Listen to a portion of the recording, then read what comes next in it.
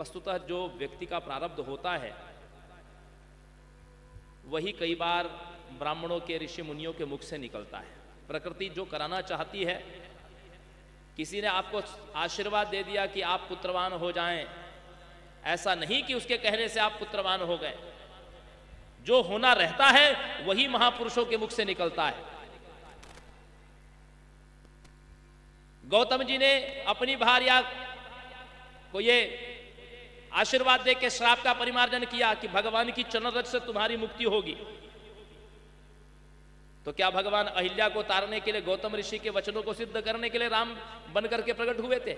नहीं, उनका तो अवतार लेना पहले से ही सिद्ध था और उनको जनकपुर जाना है धनुष भंग करने, वो भी पहले से तय है।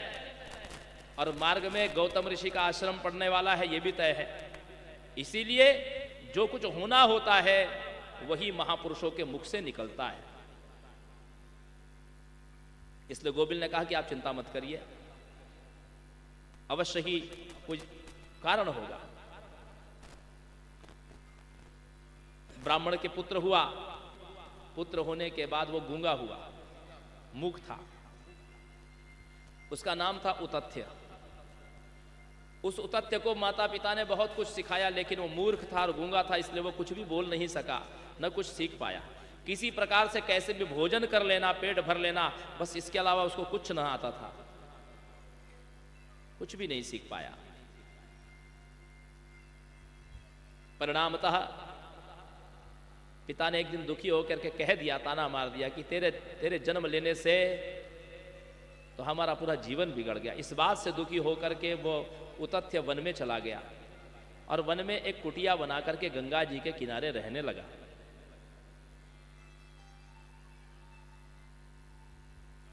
उसने मन में एक दृढ़ संकल्प ले रखा था कि मैं कभी भी झूठ नहीं बोलूंगा,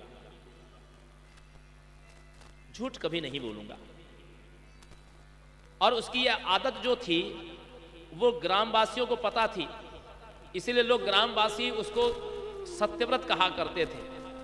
वे जानते थे कि ये कभी झूठ नहीं बोल, यद्यपि मूक था लेकिन कभी झूठ का आश्रय नहीं लेता था। और उसकी यही बस एक संकल्प उसका था जीवन में। कुटिया में उतथ्य रहते थे, सत्यव्रत। एक व्याध धनुष बाण लेकर के शिकार करने के लिए निकला था।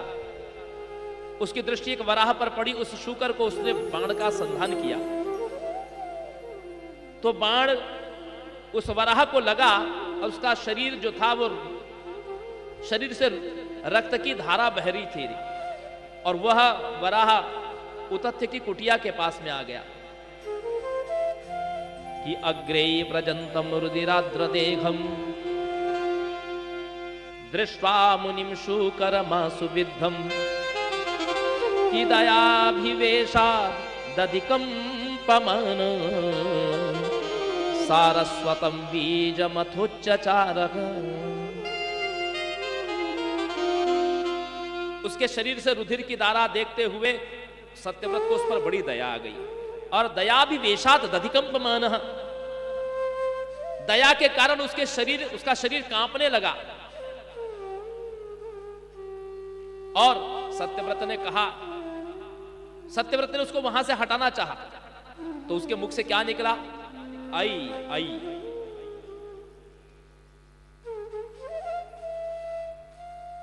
इस आई में यदि आपने एक अनुस्वार लगा दिया कि बिंदी लगा दी तो यह ऐम हो जाएगा। ऐम ही वाग्बीज है।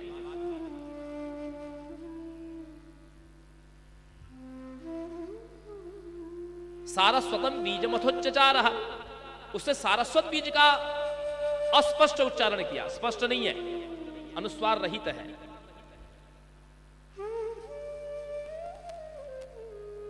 और इधर पीछे से व्याध आ गया तो व्याध ने पूछा कि आपने शूकर को देखा है? यदि इसी रास्ते से आया था।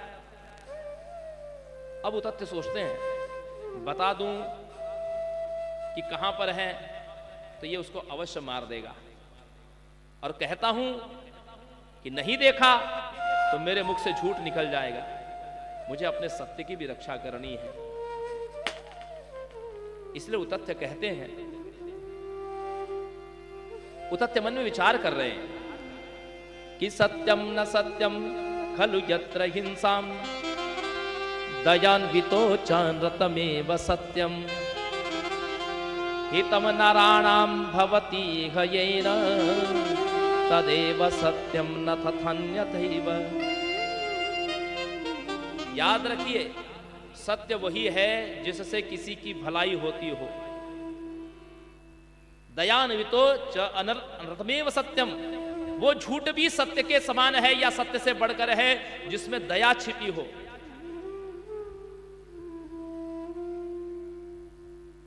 और जिसमें किसी की हानि होती हो वो सत्य तो असत्य से भी निकृष्ट है।